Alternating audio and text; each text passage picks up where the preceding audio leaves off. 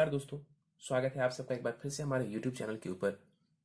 दोस्तों, आज की इस वीडियो में हम एक 32 वर्ष युवक की कुंडली का अध्ययन करने जा रहे हैं, जिन्होंने अपने बर्थ डिटेल्स हमारे साथ शेयर किए हैं और एस्ट्रोलॉजी के माध्यम से अपने जीवन से जुड़े हुए कुछ प्रश्नों के उत्तर जानना चाहते हैं और साथ ही साथ चाहते हैं कि मैं इनकी कुंडली का पूर्ण विश्लेषण करूं। आगे बढ़ने से पहले हर बार की तरह आप सबसे निवेदन है, यदि अभी तक आपने हमारे YouTube चैनल को सब्सक्राइब नहीं किया है तो आप प्लीज इसे सब्सक्राइब कर दें और बेल आइकन को दबाना ना भूलें। साथ ही साथ दोस्तों, यदि आप सब भी इसी प्रकार अपनी कुंडली का विश्लेषण करवाना चाहते हैं या फिर मुझसे संपर्क करना चाहते हैं तो स्क्रीन के ऊपर फ्लैश हो रहे व्हाट्सएप नंबर के ऊपर आप मुझसे संपर्क कर सकते हैं और ज्यादा जानकारी के लिए आप नीचे डिस्क्रिप्शन बॉक्स को भी चेक कर सकते हैं। वापस आते हैं इस विश्लेषण के वीडियो के ऊपर और सबसे पहले मैं आप सबों के समक्ष इनके बर्थ डिटेल्स को रख देता हूँ। इनका जो जन्म हुआ है वो हुआ 1 जुलाई 1988 को। जन्म का समय है 2:55 सुबह के और जन्म का स्थान है मध्य प्रदेश। प्रश्नों की बात की जाए तो करियर को लेकर के प्रश्न पूछा है इन्होंने, धन को लेकर के, विवाह को लेकर के एवं भाग्योदय को लेकर के इन्होंने कुछ प्रश्न पूछे हैं। आखिर में इनके सभी प्रश्नों को लेंगे, लेकिन सबसे पहले इनकी कुंडली को देखते हैं जो कि हमारे समक्ष है। इनकी लग्न कुंडली हमारे समक्ष है जो कि प्रारंभ होती है 2 नंबर से। 2 नंबर यानी कि वृषभ लग्न की कुंडली बन जाती है यहाँ पर, और चंद्रमा देखें तो मकर राशि में जाकर के विराजमान है। यानी इस जातक की कुंडली बनती है वृषभ लग्न एवं मकर राशि की। वृषभ लग्न यानी कि शुक्र के द्वारा अधिपत्य किया जाने वाला लग्न। ऐसे लोग मेहनती होते हैं, जीवन में ऐश्वर्य की प्राप्ति करना चाहते हैं। ऐसे लोग म्यूजिक के क्षेत्र में इनका इंटरेस्ट होता है, आर्ट के क्षेत्र में, क्रिएटिविटी के क्षेत्र में भी इनकी दिलचस्पी जो है वो देखी गई है। शनि इस कुंडली में जो है वो योग कारक ग्रह बनते हैं, इसलिए ऐसे लोग मेहनत बहुत अच्छे से कर सकते हैं और ये मेहनत करके जीवन में सफलता भी प्राप्त करते हैं। स्वभाव इनका बढ़िया माना जाता है, ज्यादा अड़ियल स्वभाव के नहीं होते हैं, लेकिन हाँ कई बार परिस्थितिवश इनके स्वभाव में भी परिवर्तन देखा जा सकता है। यहां पर लग्न को देखें तो लग्न का मान 7 डिग्री है। लग्न के पास बहुत ज्यादा बलाबल नहीं है, लेकिन हम ठीक ठाक बलाबल इसको मानेंगे। लग्नेश बनते हैं शुक्रदेव, जैसा मैंने कहा, और वो लग्न में ही विराजमान है।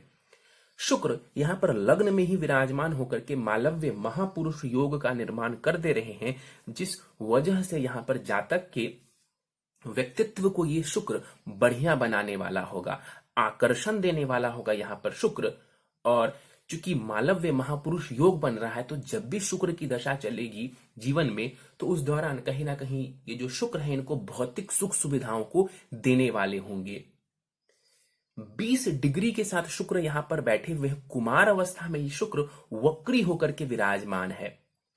डिसीजन थोड़ा सोच समझ करके लेंगे, हड़बड़ाहट में आकर के डिसीजन नहीं लेने का प्रयास करेंगे और आराम से यदि निश्चिंता के साथ ये डिसीजन लेते हैं तो जीवन में ये ऊंचाइयों को छू सकते हैं। यहाँ पर बैठा हुआ शुक्र इनको धन संपत्ति संबंधित भी लाभ करवाने वाला होगा। क्यों? क्योंकि चलित चक्र में ये जो शुक्र है वो द्वितीय भाव में जा रहे हैं, तो कहीं ना कहीं शुक्र धन भी इनको देने वाला होगा। षष्ठेष्ठ है ये शुक्र और छठे भाव से हम डेली जॉब को देखते हैं, रोग ऋण को भी देखते हैं, लेकिन डेली जॉब को देखते हैं। और वो शुक्र लग्न में आकर के बैठा हुआ है, महापुरुष योग बना रहा है, तो ये जॉब कर सकते हैं। और इन्होंने बताया भी है कि ये फिलहाल प्राइवेट नौकरी कर रहे हैं, तो इनके लिए प्राइवेट नौकरी करना बुरा नहीं है। नौकरी की तरफ जाकर के ये सफलता अर्जित कर सकते हैं। यहां पर बैठ करके शुक्र की 7वीं दृष्टि पड़ेगी कुंडली के 7वें भाव के ऊपर, तो यहां पर ये पत्नी के भाव को देखेंगे, इनके विवाह के भाव को देखेंगे, तो कहीं ना कहीं वैवाहिक जीवन में भी सुख देने वाले होंगे। दाम्पत्य जीवन को ये बढ़िया करने वाले होंगे। क्यों? क्योंकि एक तो दाम्पत्य के ये कारक हैं, दूसरा इस कुंडली में ये लग्नेश हैं, तो इस स्थिति को ये बढ़िया कर देंगे। गुरु और बुध भी साथ में बैठे हुए हैं। यहाँ गुरु 2 डिग्री के साथ विराजमान है, मृत अवस्था के ये गुरु हैं और इस कुंडली में गुरु मारक ग्रह है, वो अष्टमेश है एवं लाभेश है, तो मारक ग्रह की उपाधि गुरु को मिलेगी। और जाकर के गुरु लग्न में बैठे हुए हैं शुक्र के साथ। देखिए, डायबिटीज जैसे रोग आपको हो सकते हैं, तो अपने खान पान का ध्यान रखेंगे, अपने स्वास्थ्य का ध्यान रखेंगे। गुरु की दशा चलती है, अपने स्वास्थ्य का ध्यान रखने की जरूरत है। गुरु की दशा में आपको धन दौलत मिलेगा, ऐश्वर्य की भी प्राप्ति होगी, मान सम्मान की भी प्राप्ति होगी, उसमें कहीं कोई कमी नहीं रहेगी, लेकिन आपको अपने स्वास्थ्य का ध्यान रखने की आवश्यकता होगी। गुरु यहां पर मृत अवस्था के हैं तो जो दृष्टि का प्रभाव है वो इनका न्यून हो जाएगा, वो बहुत कम हो जाएगा। फिर भी मैं बता दूं कि यहां पर गुरु की 5वीं दृष्टि आपके ज्ञान को बढ़ाने वाली होगी, संतान सुखों में बढ़ोतरी करने वाला होगा। गुरु की दृष्टि सप्तम भाव के ऊपर पड़ेगी, ये भी विवाह के लिए बढ़िया है। और गुरु की दृष्टि नवम भाव के ऊपर पड़ेगी तो वो भाग्य संबंधित भी आपको लाभ ही देंगे। अब समझिए, गुरु मारक ग्रह है लेकिन फिर भी मैंने कहा कि ये आपको लाभ ही देंगे। क्यों? क्योंकि गुरु जो है वो सबसे सुभग ग्रह है। अब गुरु शिक्षा संतान के कारक होते हैं, तो ऐसा नहीं है कि वो यहाँ पर दृष्टि डाल करके उसमें कोई बहुत परेशानी खड़ी करेंगे। और वैसे भी यहाँ पर ये मृत अवस्था के हैं तो इनकी दृष्टि का बल बहुत कम होगा, लेकिन जो भी होगा वो आपके लिए बढ़िया ही रहने वाला है। ये गुरु आपके स्वास्थ्य में परेशानी ला सकता है, अचानक से जीवन में कुछ बदलाव करवा सकता है, तो उसको लेकर के आपको सावधानी बरतनी पड़ेगी इनकी दशाओं में। बुध को देख लेते हैं। यहां पर बुध 25 डिग्री के साथ विराजमान है। बाल अवस्था के बुध यहां पर बैठे हुए। इस कुंडली में बुध को समझे तो कारक ग्रह है बुध, क्योंकि वो पंचमेश है और वो धनेश है, तो शुभ भावों के स्वामी ग्रह हैं बुध। इनको त्रिकोण भी मिला हुआ, शिक्षा संतान लव रोमांस के स्वामी ग्रह बनते हैं यहां पर बुध, और जाकर के लग्न में बैठे हुए हैं। शुक्र के साथ यहां पर देखें तो शुक्र और बुध एक साथ युति बना करके बैठे हुए। इनकी युति लक्ष्मी नारायण योग का निर्माण करवाती है। इस कुंडली में दोनों ही ग्रह कारक हैं, अच्छी राशि में बैठे हुए हैं, एक साथ बैठे हुए हैं, 5 डिग्री का अंतर है इन दोनों में केवल, तो लक्ष्मी नारायण योग का प्रभाव देखने को मिलेगा। बुध और शुक्र की दशा यदि चलती है तो उस दौरान धन संपत्ति संबंधित लाभ आपको देखने को मिल जाएंगे। ये बुध आपको धन का विशेष लाभ देने वाला होगा, क्योंकि ये धनेश भी है और लग्न में आकर के बैठे हुए हैं, तो चाहे वो पैतृक संपत्ति हो या फिर आपकी मेहनत से कमाया गया धन हो, वो आप सेव कर पाएंगे और उससे आप लाभ भी ले पाएंगे। चलित चक्र में बुध द्वितीय भाव में जा रहे हैं तो धन के लिए, वाणी के लिए वो स्थिति बढ़िया मानी जाएगी। बुध की दृष्टि जो पड़ेगी कुंडली के सप्तम भाव के ऊपर, ये भी वैवाहिक जीवन के लिए बहुत बढ़िया माना जाएगा, क्योंकि यहां पर जो बुध है वो आपके और आपके पार्टनर के बीच में कम्युनिकेशन स्किल्स को बढ़िया कर देंगे। आगे बढ़ जाएं, सूर्य को देख लें। कुंडली के द्वितीय भाव में सूर्य बैठे हुए। द्वितीय भाव वाणी का होता है और सूर्य अग्नि है, तेज है। इस कुंडली में सूर्य को समझें तो वो सुखेश है, समग्रह माने जाते हैं। इनको हम कारक या अकारक नहीं कहेंगे, एक समग्रह माने जाएंगे। जाकर के वो द्वितीय भाव में बैठ गए। यहां पर बैठ करके जो सूर्य है आपको ये धन तो देने वाले होंगे, इसमें कहीं कोई दो राय नहीं है, लेकिन आपकी वाणी को ये थोड़ा गड़बड़ कर सकते हैं। क्यों? क्योंकि सूर्य अग्नि है, तो आपकी वाणी को भी ये जो है वाणी में अग्नि दे देगा, तेज दे देगा। तो आपको अपनी वाणी का ध्यान रखने की आवश्यकता है।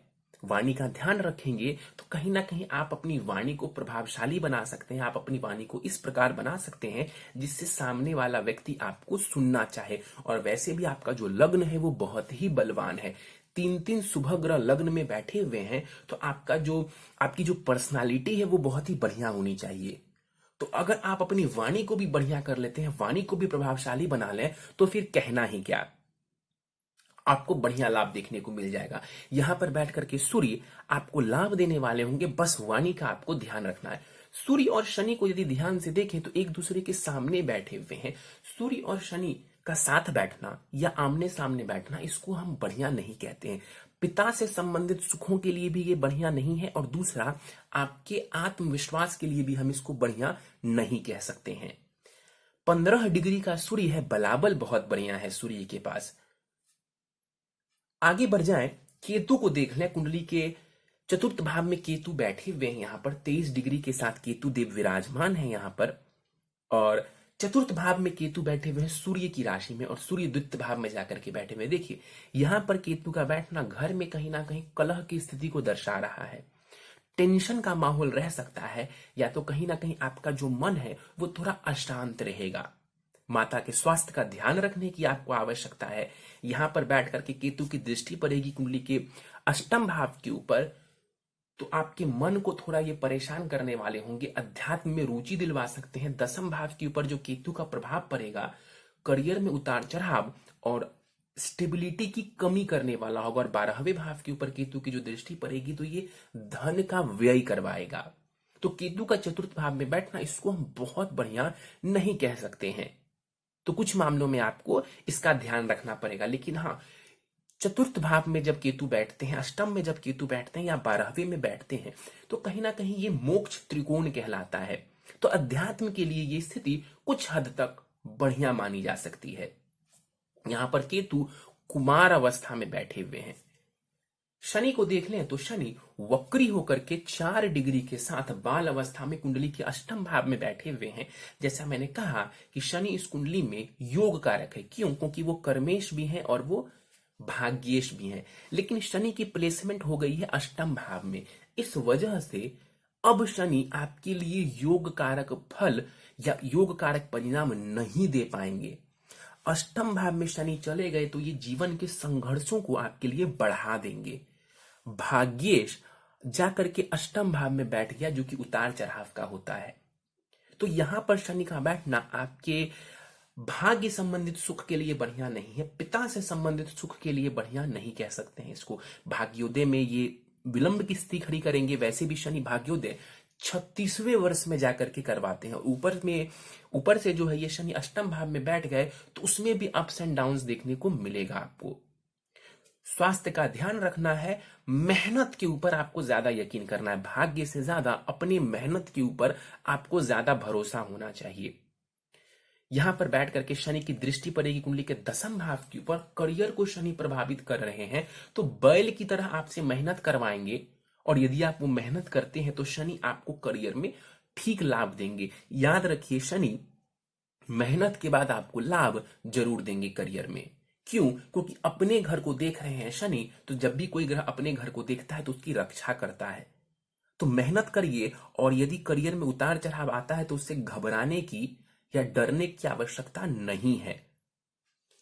शनि की दृष्टि पड़ेगी द्वितीय भाव के ऊपर। वाणी का थोड़ा ध्यान रखेंगे, पिता के साथ संबंधों का ध्यान रखेंगे, धन खर्च सोच समझ के करेंगे।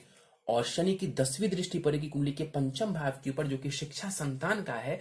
तो शिक्षा पूरी होने में थोड़ा समय लग सकता है, दूसरा संतान होने में भी थोड़ा विलंब देखने को मिल सकता है। वैसे भी आप 32 वर्ष के हो चुके हैं, अभी तक आपका विवाह नहीं हुआ है, तो एक प्रकार से थोड़ा विलंब यहां पर देखने को मिल ही गया। आगे बढ़ जाए, चंद्रमा को देख लें तो चंद्रमा 0 डिग्री के साथ कुंडली के भाग्य भाव में बैठा हुआ है। और यहां पर ये मृत अवस्था के बैठे हुए हैं।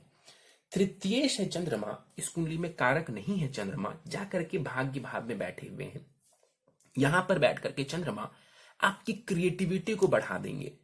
आपको ढेर सारी यात्राएं दे सकते हैं। यहां पर बैठे हुए चंद्रमा, यहां पर जो चंद्रमा है देश विदेश की यात्राएं दे सकते हैं। धर्म स्थान की भी यात्राएं आप चाहें तो आप कर सकते हैं।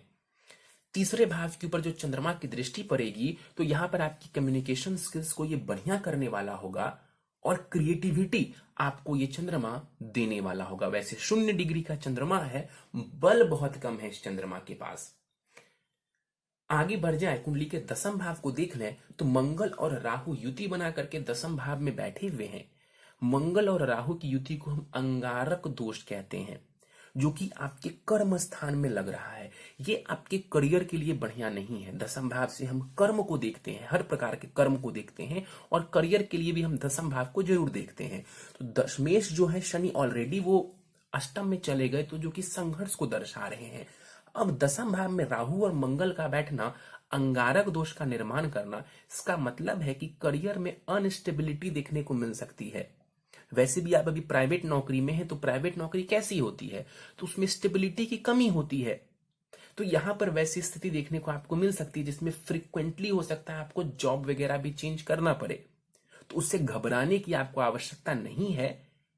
बने रहेंगे, मेहनत करते रहेंगे, जैसा मैंने कहा, तो शनि आपको बढ़िया करियर देने वाले होंगे। एक एक करके राहु मंगल को देख लें तो यहां पर मंगल को देखते हैं 29 डिग्री के साथ मृत अवस्था में ये मंगल यहां पर बैठे हुए हैं कुंडली के 10वें भाव में। इस कुंडली में मंगल सप्तमेश है और वो द्वादशेश है, मारक ग्रह है, कारक नहीं, मारक ग्रह है मंगल, और जाकर के 10वें भाव में बैठा हुआ है। पहली बात तो देख लीजिए, खूब मेहनत आपको करवाएंगे ये मंगल। वैसे भी मैंने कहा कि आपको मेहनत करने की जरूरत है, और इस लग्न वाले लोग जो हैं मेहनती होते भी हैं आमतौर पर। और मंगल 10वें भाव में बैठा हुआ है शनि की राशि में, तो ये आपको मेहनती तो बनाएगा। हो सकता है जिस हिसाब से आप मेहनत करेंगे उस हिसाब से आपको रिजल्ट ना मिले। क्यों? क्योंकि मंगल मारक ग्रह है। गुरु और मंगल में फर्क ये है कि गुरु मारक होने के बावजूद नैसर्गिक शुभ ग्रह है, जबकि सबसे शुभ ग्रह है गुरु।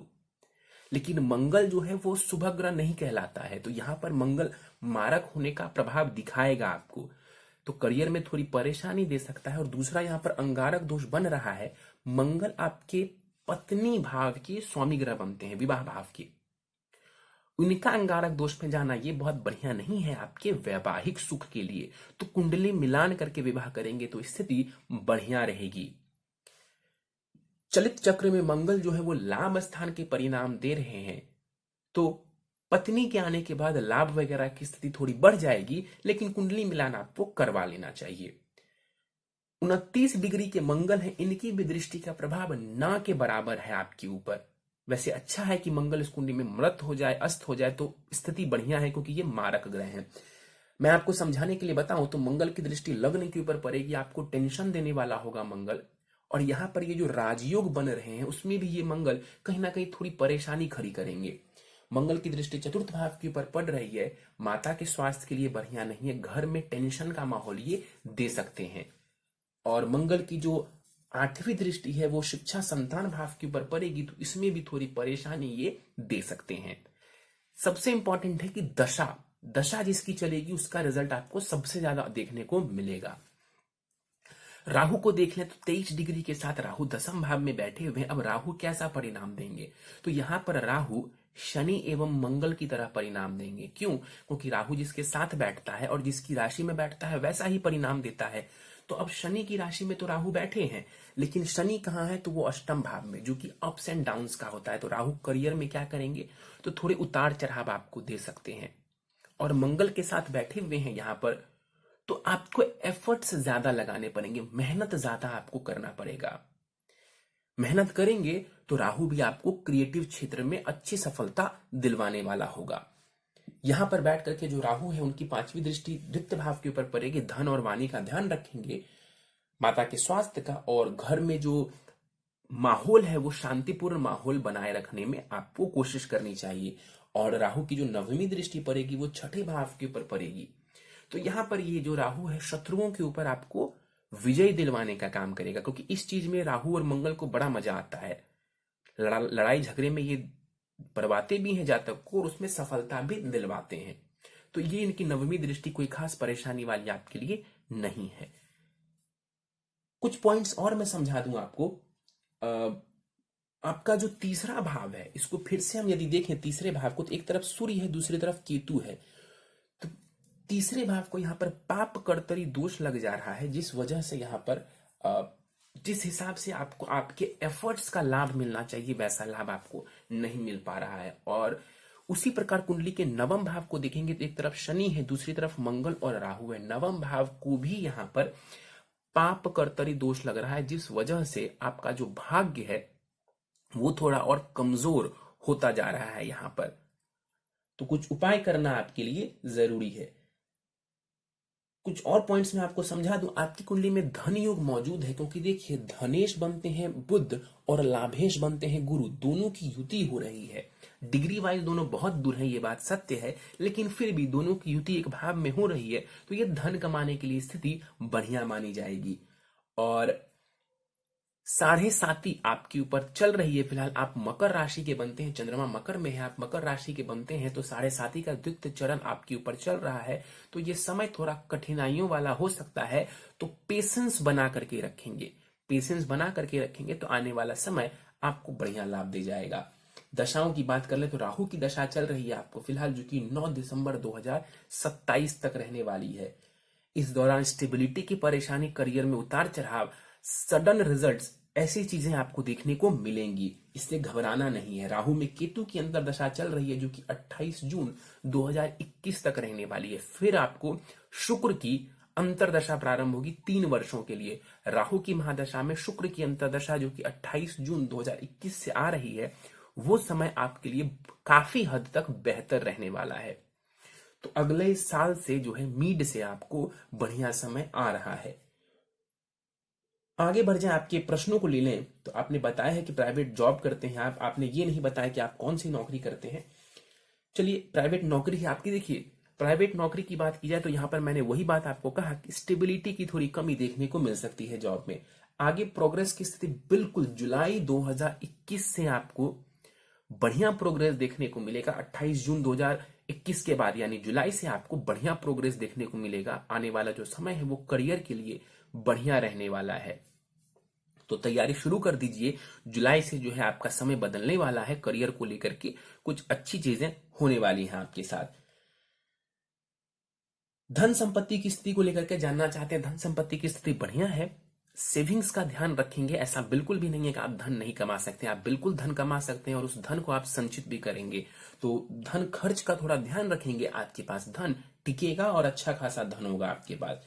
विवाह कब होगा जानना चाहते हैं, 2022 में विवाह होने की संभावना बहुत ही ज्यादा है। 2021 के एंड में भी, मतलब मिड के बाद भी विवाह होने की संभावना है, लेकिन ज्यादा संभावना जो नजर आ रही है वो 2022 में नजर आ रही है मुझे।